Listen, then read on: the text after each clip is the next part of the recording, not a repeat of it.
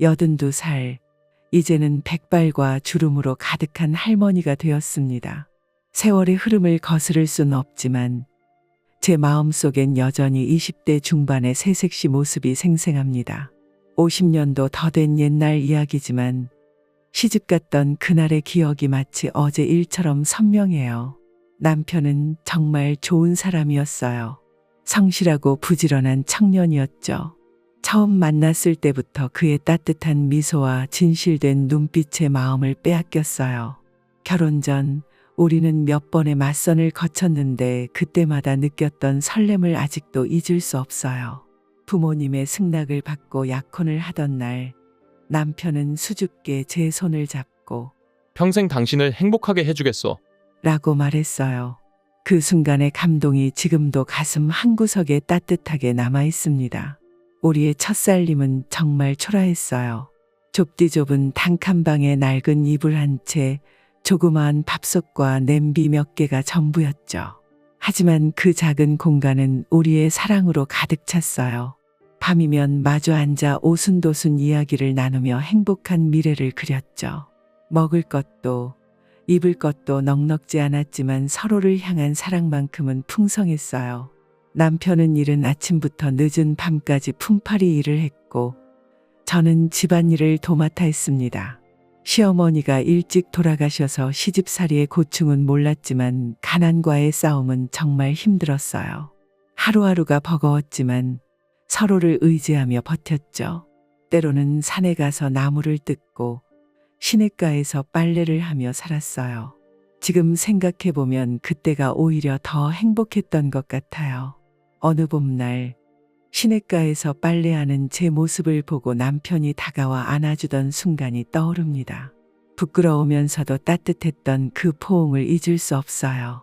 남편의 굳은 살 박인 손이 제 등을 토닥이던 그 순간, 세상 그 무엇과도 바꿀 수 없는 행복을 느꼈답니다. 우리는 서로를 위해 최선을 다했어요. 남편은 더 나은 삶을 위해 야간 학교에 다니며 공부를 했고, 저는 집에서 삭바느질을 하며 조금이라도 보탬이 되고자 했죠. 밤늦게 공부를 마치고 돌아온 남편을 위해 따뜻한 국을 끓여놓곤 했어요. 남편은 항상 우리 마누라가 최고야. 라며 제 손을 꼭 잡아주었죠. 그 순간들이 우리에겐 큰 위로와 힘이 되었어요. 세월이 흘러 아이들도 태어났어요. 첫 아이를 가졌을 때의 기쁨은 이루 말할 수 없었죠. 하지만 동시에 걱정도 컸어요. 우리의 형편으로 과연 아이를 잘 키울 수 있을까 하는 불안감이 있었거든요. 그래도 남편은 우리가 열심히 살면 되지 않겠어? 라며 저를 안심시켰어요. 아이를 키우는 일은 정말 쉽지 않았어요. 먹을 것이 부족해 아이들 배를 채우기가 힘들었죠. 그래도 자식이 너무나 예쁘고 사랑스러워서 힘든 줄도 몰랐어요. 아이가 첫걸음말을 떼고 첫 마디를 할 때면 눈물이 날 정도로 감격스러웠죠. 고된 하루를 보내고 돌아와 잠든 아이의 얼굴을 볼 때면 모든 피로가 씻은 듯이 사라졌어요. 그렇게 몇 년을 살았을까요? 어느 날 남편이 장사를 해보고 싶다고 했어요. 처음엔 너무 걱정됐어요. 위험 부담도 크고 식구들 먹여 살리느라 모아둔 돈도 없는데 말이에요. 하지만 남편의 간절한 눈빛을 보니 마음이 흔들리더라고요. 그렇게 우리는 작은 족발집을 시작하게 되었어요. 좁디 좁은 방에서 바닥에 앉아 불판 위에서 족발을 삶았어요. 재료 다듬고 양념 만드느라 손이 다 닳도록 일했죠. 남편은 족발을 삶고 저는 반찬을 만들고 서빙을 했어요. 힘들었지만 우리 부부가 함께 일한다는 게 즐거웠어요. 처음엔 정말 힘들었어요. 손님이 거의 없어서 하루 종일 문을 열어놓고 기다려도 헛일이었죠. 남편과 마주 앉아 한숨만 내쉬며 눈물 흘리기도 했어요. 밤새 준비한 음식들을 그대로 버려야 할 때면 가슴이 찢어지는 것 같았죠. 하지만 우리는 포기하지 않았어요. 더 맛있는 족발을 만들기 위해 끊임없이 노력했죠. 좋은 재료를 구하려고 새벽부터 일어나 먼 시장까지 다녔어요. 양념 배합, 삶는 시간, 불 조절까지 연구하고 또 연구했죠. 손님 한 분 한 분의 의견을 귀담아 들으며 맛을 개선해 나갔어요. 우리의 정성이 통했는지 조금씩 손님들이 늘어나기 시작했어요. 처음엔 동네 사람들이 호기심에 왔다가 맛있다며 입소문을 내기 시작했죠. 이 집 족발 맛있더라는 소문이 퍼지면서 단골 손님도 생겼어요. 어느새 멀리서도 일부러 우리 족발을 먹으러 오는 손님들이 생겼답니다.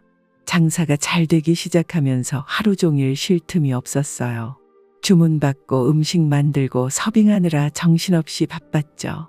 하지만 그 바쁨이 또 얼마나 감사하고 행복했는지 몰라요. 우리가 정성껏 만든 음식을 맛있게 드시는 손님들을 보면 모든 피로가 싹 가시는 것 같았어요. 10년 가까이 그렇게 열심히 일했어요. 족발집이 번창하면서 우리 살림살이도 나아졌죠. 처음으로 제대로 된 집을 장만할 수 있었어요.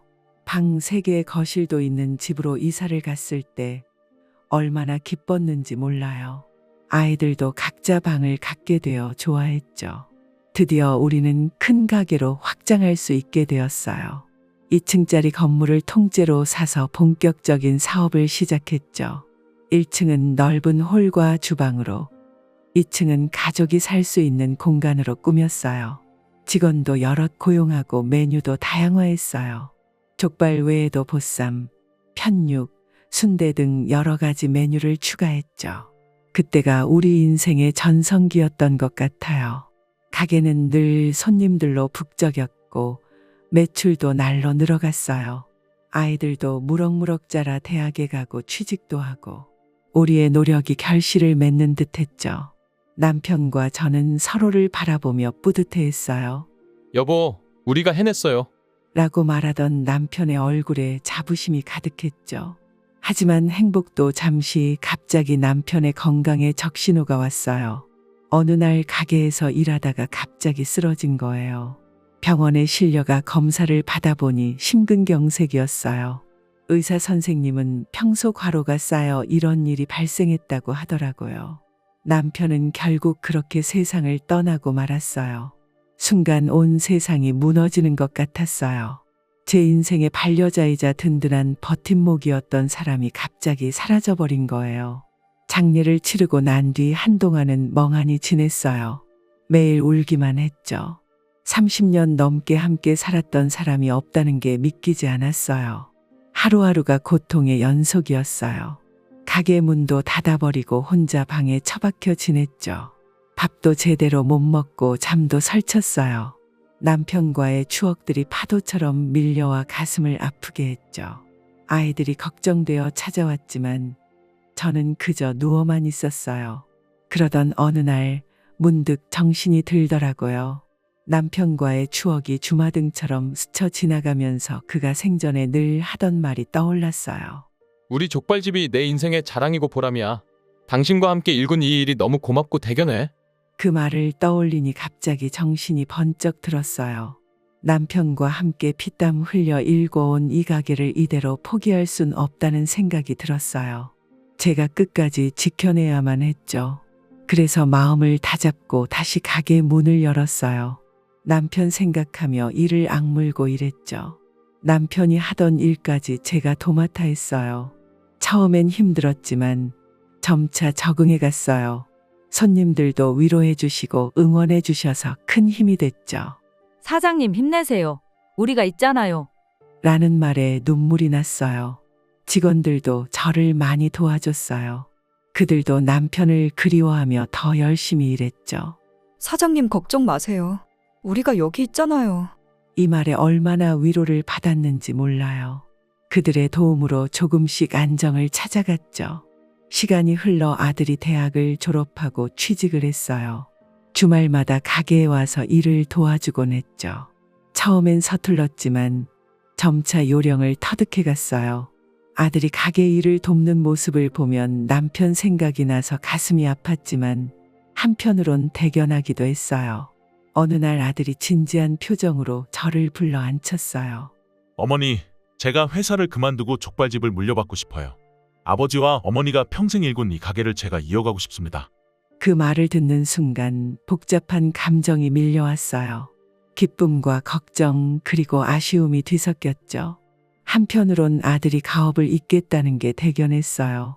우리 부부가 평생 일군 사업을 자식이 이어간다는 게 얼마나 가슴 뿌듯한 일인지 몰라요. 하지만 다른 한편으론 걱정도 되더라고요. 아들이 아직 장사에 미숙한데 잘해낼 수 있을까? 어려움은 없을까 하는 생각이 들었죠. 고민 끝에 결국 아들에게 가게를 물려주기로 했어요. 아들과 며느리의 간절한 눈빛을 보니 거절할 수가 없더라고요. 그리고 저도 이제 나이가 들어 몸이 예전 같지 않았거든요. 쉬고 싶은 마음도 있었죠. 가게를 물려줄 때 아들 내외에게 당부를 많이 했어요. 우리가 30년 넘게 장사하면서 겪은 노하우를 하나하나 알려줬죠. 식재료 관리하는 법, 손님 응대하는 방법, 위생관리 요령 등을 낱낱이 가르쳐줬어요. 무엇보다 항상 정직하게 성실하게 일해라. 그게 장사의 기본이다. 라고 강조했죠. 그렇게 가게를 물려주고 난 뒤 저는 한동안 편하게 쉬었어요. 평생 처음으로 여유를 가지게 된 거죠. 친구들도 만나고 여행도 다니고 그동안 하지 못했던 일들을 하며 즐겁게 지냈어요. 가끔 가게에 들러 손님들과 이야기도 나누고 아들 내외를 격려해주곤 했죠. 하지만 행복도 잠시 뜻하지 않은 일이 벌어졌어요. 어느 날 갑자기 며느리가 저를 찾아와 충격적인 말을 했어요. 어머니, 이제 가게에서 나가주셨으면 해요. 어머니가 계시니까 젊은 손님들이 불편해하세요. 그 말을 듣는 순간 온몸에 힘이 빠지는 것 같았어요. 처음엔 농담인 줄 알았어요. 하지만 며느리의 차가운 눈빛을 보니 진심이더라고요. 아들을 찾아가 물어보니 아들도 며느리 편이었어요. 엄마, 이제 우리가 가게를 운영하는 거예요. 엄마는 이제 편하게 쉬세요. 그 말에 가슴이 찢어지는 것 같았어요. 평생을 바쳐 일군 가게에서 쫓겨나다니 이게 현실이란 말인가 싶었어요. 더구나 그 말을 하는 게 제 자식이라니 너무나 억울하고 분해서 그 자리에서 쓰러질 것만 같았어요. 이 망측한 것들아. 저도 모르게 소리를 지르고 말았어요. 하지만 아들은 오히려 저를 나무라더군요. 엄마, 왜 며느리한테 그래요? 이제 우리 가게예요. 엄마는 그만 물러나세요. 그 말을 듣는 순간 제 가슴에 큰 구멍이 뚫린 것만 같았어요. 며칠 동안 잠도 못 자고 밥도 못 먹었어요. 30년 넘게 일군 가게에서 그것도 제 자식들에 의해 쫓겨난다니 이게 꿈인지 생시인지 분간이 가지 않았어요. 남편이 살아있었다면 이런 일은 없었을 거라는 생각에 더욱 서러웠죠. 결국 저는 짐을 싸들고 가게를 나왔어요. 갈 곳이 없어 며칠은 찜질방에서 지냈어요. 딱히 돈도 없었고 친구들에게 부끄러워 연락할 수도 없었죠. 평생 자식 뒷바라지하고 가게 일에만 매달리다 보니 제 명의로 된 재산이라곤 없었거든요. 그렇게 며칠을 떠돌다 결국 도시를 떠나기로 했어요. 더는 이곳에 있을 수 없다는 생각이 들더라고요. 아는 사람들을 마주치는 것도 두려웠고 무엇보다 가게 앞을 지나칠 때마다 가슴이 찢어지는 것 같았거든요. 버스를 타고 정처 없이 떠났어요. 어디로 가는지도 모른 채 그저 멀리 가고 싶었죠. 창밖으로 스쳐 지나가는 풍경을 보며 한없이 눈물만 흘렸어요. 내 인생이 어쩌다 이 지경이 되었나 싶어 한숨만 나왔죠. 몇 시간을 달렸을까? 어느 산골 마을에 도착했어요. 그곳에서 내려 걸음을 옮기다 보니 산 중턱에 폐가를 발견했어요. 아무도 찾지 않는 외딴 곳이었죠. 그 순간 여기서 살아야겠다는 생각이 들었어요. 세상과 단절된 채 혼자 조용히 살고 싶었거든요. 폐가를 정리하고 그곳에서 살기 시작했어요. 처음엔 정말 힘들었어요. 깨끗한 물도 없고 전기도 들어오지 않았죠. 겨울엔 추위에 떨었고 여름엔 온갖 벌레와 싸워야 했어요. 하지만 그런 고생이 오히려 위안이 되더라고요. 육체적 고통이 마음의 아픔을 잊게 해주는 것 같았거든요. 시간이 지나면서 조금씩 적응해 갔어요. 텃밭을 일구어 채소도 기르고 계곡에서 물고기도 잡았죠. 산나물을 뜯어 반찬도 만들고 마을에 내려가 필요한 물건들을 사오기도 했어요. 그렇게 자급자족하는 생활에 점차 익숙해져 갔죠. 세속에서 멀어지니 마음은 오히려 편해지더라고요. 매일 새들의 지저귐을 들으며 넓은 하늘을 바라보는 게 위안이 됐어요. 밤하늘의 별들을 보며 지난 인생을 되돌아보기도 했죠. 자연 속에서 작은 생명들과 더불어 사는 게 오히려 행복하게 느껴졌어요. 물론 외로움이 찾아올 때도 있었어요. 특히 밤이면 남편 생각, 자식 생각에 눈물을 흘리기도 했죠. 하지만 그럴 때마다 이것도 내 인생의 한 부분이구나라고 생각하며 스스로를 위로했어요. 그렇게 세월이 흘러 어느새 제 나이가 80을 넘겼어요. 주름진 얼굴에 백발이 성성해졌지만 마음만큼은 한결 평온해졌답니다. 지나온 삶을 돌아보니 후회스러운 일도 있었지만 제 나름대로 열심히 살았다는 생각에 뿌듯했어요. 하루는 텃밭에서 일을 하고 있는데 멀리서 누군가 제 이름을 부르는 소리가 들렸어요. 고개를 들어보니 한 젊은 남자가 저를 향해 걸어오고 있더군요. 가까이 다가오자 그 얼굴이 낯익었어요. 바로 제 손주 영수였어요. 순간 눈앞이 흐려지며 온갖 감정이 복받쳐 올랐어요. 마지막으로 영수를 봤을 때는 겨우 5살배기 꼬마였는데 어느새 훌쩍 자라 청년이 되어 있었죠. 할머니, 영수가 떨리는 목소리로 부르자 저도 모르게 눈물이 흘렀어요. 영수는 제 앞에 무릎을 꿇고 고개를 숙였어요. 할머니, 정말 죄송합니다. 아버지와 어머니가 저지른 잘못에 대해 용서를 구하러 왔어요. 그 말을 듣는 순간 가슴 한구석이 찌르르 아파왔어요. 지난 세월 동안 쌓였던 원망과 서운함이 한꺼번에 밀려오더라고요. 처음엔 영수의 말을 믿기 힘들었어요. 그 긴 세월 동안 나를 찾지도 않던 자식들이 갑자기 왜 용서를 구하는지 의아했죠. 하지만 영수의 눈물 어린 눈빛을 보니 점차 마음이 풀리기 시작했어요. 영수는 그동안의 일들을 하나하나 설명해 주었어요. 제가 떠난 후 가게는 처음엔 잘 되는 듯 했지만 점차 어려워졌다고 해요. 아들과 며느리는 제가 쌓아놓은 신용과 노하우 없이는 가게를 제대로 운영할 수 없다는 걸 뒤늦게 깨달았대요. 결국 가게는 문을 닫았고 그들은 큰 빚을 지게 되었답니다. 그 과정에서 아들과 며느리는 깊이 반성했다고 해요. 저를 그렇게 내쫓은 것이 얼마나 큰 잘못인지 뼈저리게 느꼈대요. 그동안 저를 찾아 헤매었지만 끝내 찾지 못했답니다. 그러다 우연히 이 마을 사람의 이야기를 듣고 저를 찾아왔다는 거예요. 영수의 이야기를 들으며 복잡한 감정이 교차했어요. 한편으론 그들의 고통에 마음이 아팠고 다른 한편으론 자업자득이라는 생각도 들었죠. 하지만 무엇보다도 제 마음 한구석에 남아있던 그리움이 커다란 파도처럼 밀려왔어요. 한동안 침묵이 이어졌어요.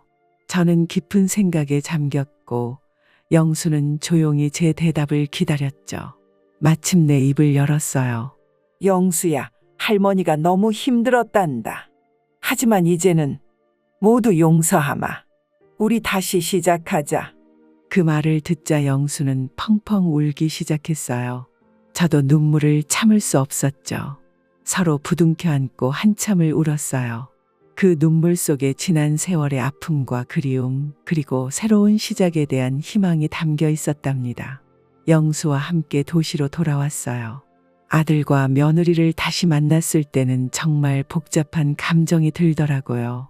하지만 그들의 진심 어린 사과와 반성을 보며 조금씩 마음을 열어갔어요.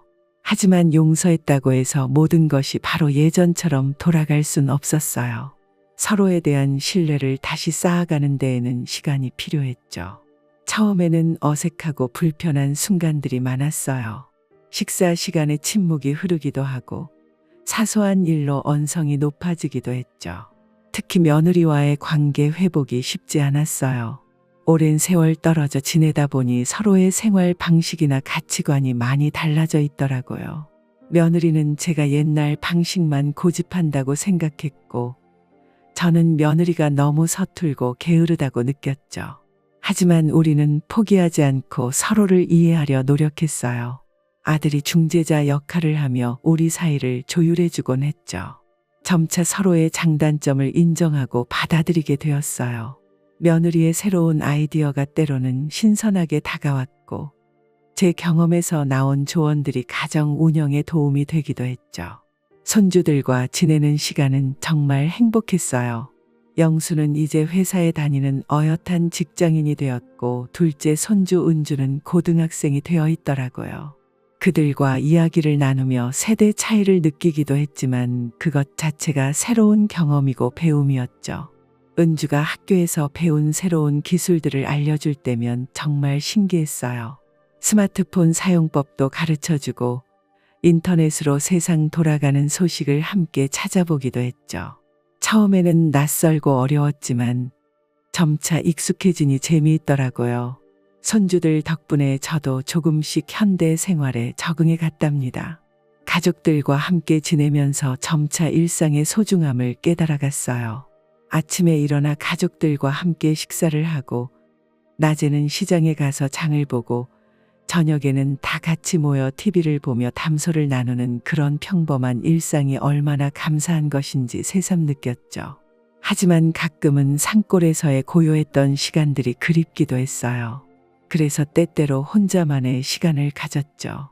근처 공원에 가서 조용히 산책을 하거나 집 근처 작은 텃밭을 가꾸며 자연과 교감하는 시간을 가졌어요. 그런 시간들이 제게는 재충전의 기회가 되었답니다.